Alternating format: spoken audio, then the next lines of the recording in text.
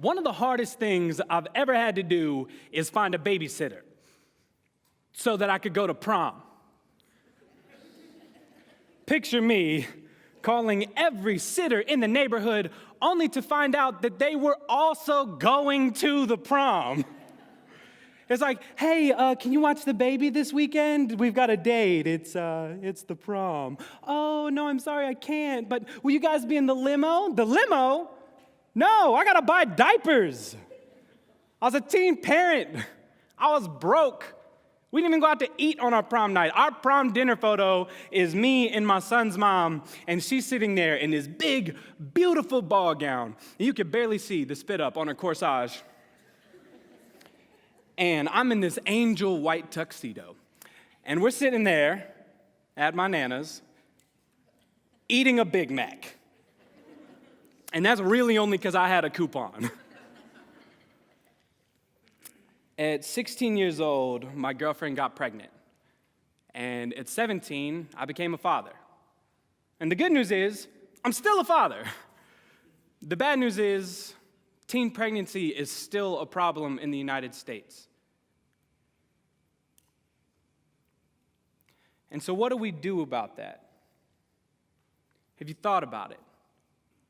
Teen pregnancy is still a problem in the United States, and not for the reasons you think, not just because young people are naming their kids ridiculous things. I mean, did you know that in 2015, 50% of the daughters born to teen mothers will be named Katniss?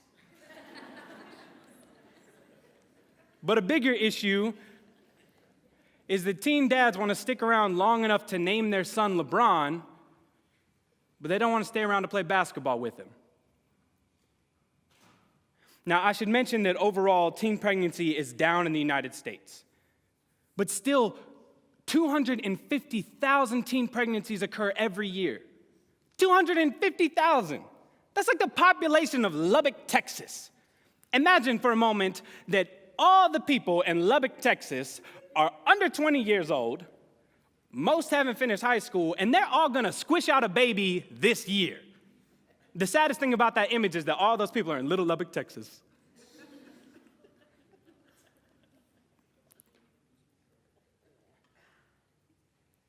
But still,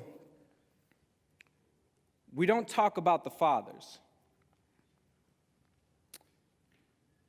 In reality, that was really difficult for me because I didn't have anywhere to turn. So what can we do? It's a problem for all of us, and it affects all of us: the child, the family, the community. Teen parents are less likely to finish high school, less likely to go to college, more likely to end up in jail, more likely to receive government assistance, and daughters of teen mothers are more likely to become teen parents themselves. The cycle repeats itself. And it's a cycle that is overwhelmingly disadvantageous to young women, particularly young women of color. As for the boys, well, we don't have as much data on that because our cultural narrative has written fathers out of the equation. It's part of the reason teen dads still aren't stepping up for diaper duty.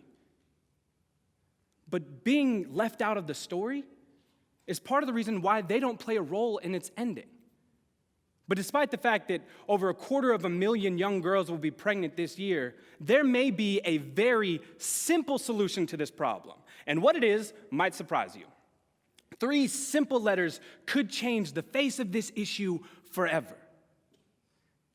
MTV. Specifically, a reality show called 16 and Pregnant.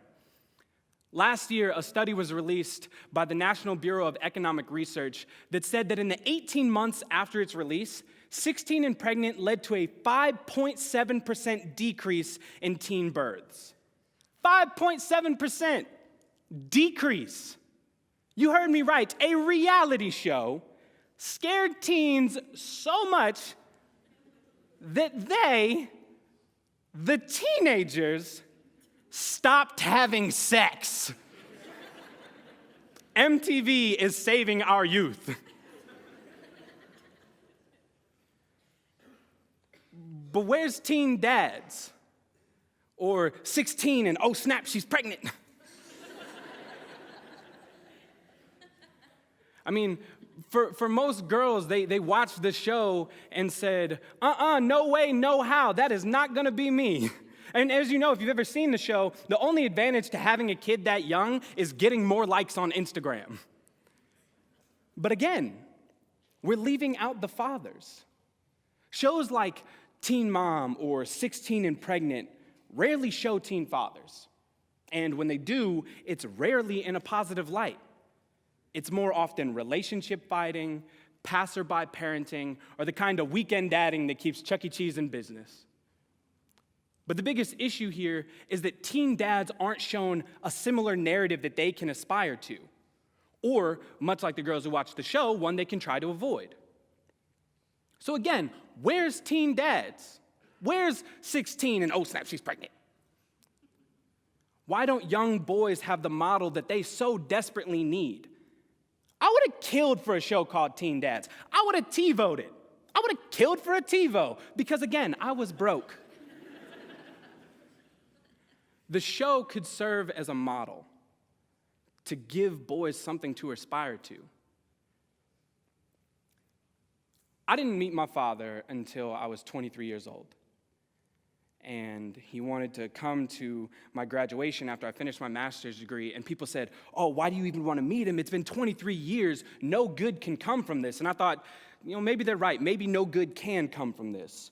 So I met him at a cheesecake factory. I said, some good can come from this, and it comes with a graham cracker crust. But luckily, I turned out okay. And I've been able to raise my son well. But we can't keep hoping that our boys will figure things out for themselves. And we can't wholly blame our young girls for something that they are only 50% responsible for.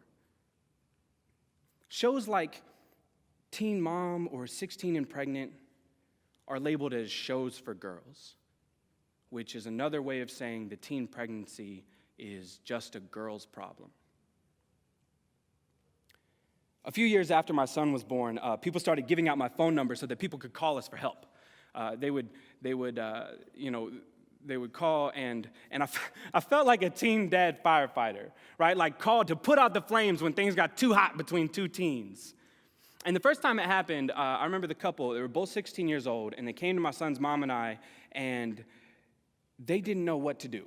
They didn't know where to get a pregnancy test, who to call first, how to tell their parents. And we sat and talked to them for hours. I mean, sharing our story, listening to theirs, giving away our Kleenexes for free. We just wanted to be there for them. And before they left, the guy pulled me aside and he said, I just want to be there for my kid, man. How'd you do it? And I looked at him and I said, what else was I going to do? You can't run.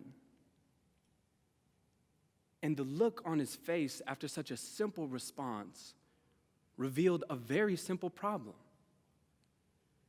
Nobody ever tells boys they can't run because we still don't really tell boys much of anything. It's easy for them to leave because we still don't talk about the male role in pregnancy. So for them, it becomes so easy to slip out of a conversation that they're not a part of. Now, a bigger issue is that too many teenagers came to me for advice. I wasn't an expert. I'm not their parents, but we've created a culture where kids are looking for advice on parenting like it's some new drug. Hey, man, know where I can score some tips on how to raise a kid? Nah, but I know a guy. So where should teens be getting their advice? We don't have Teen Dads, the show. But maybe we should. Maybe we should call MTV and start pitching it right now. And by the way, MTV, I want 25%. Don't worry, I'm going to share it with all of you guys. The show could serve as the model that our boys so desperately need. We build our communities for security. And part of that security means being prepared. We prepare for weather disasters, for financial crises. Most of us have the number to 911 memorized. But what would you do if a boy you knew called you and asked for help? Would you know how to respond? Would you be able to point him in the right direction? I would have been so lost without my community. My grandmother, my grandfather, my mother, friends, teachers, mentors, coworkers, bosses. And so when people ask me today, they say, how'd you do it? How'd you finish high school, college? How do you do it now? I tell them about all the people that offered to help along the way. Teen Dad's The Reality Show isn't the answer. Our community is. And rightfully so. We shouldn't expect TV to raise our kids. But a show works because it gives boys a place to comfortably go and get some help. And as a community, we already have everything we need to help them. We can offer the stories, provide examples, and answer their questions. If you know a teen dad, one of the best things you can do is just talk to him. Remind him that he can and will be involved, that he is an important part of this child's life. And I'd probably offer to babysit so that he could go to prom. Thank you.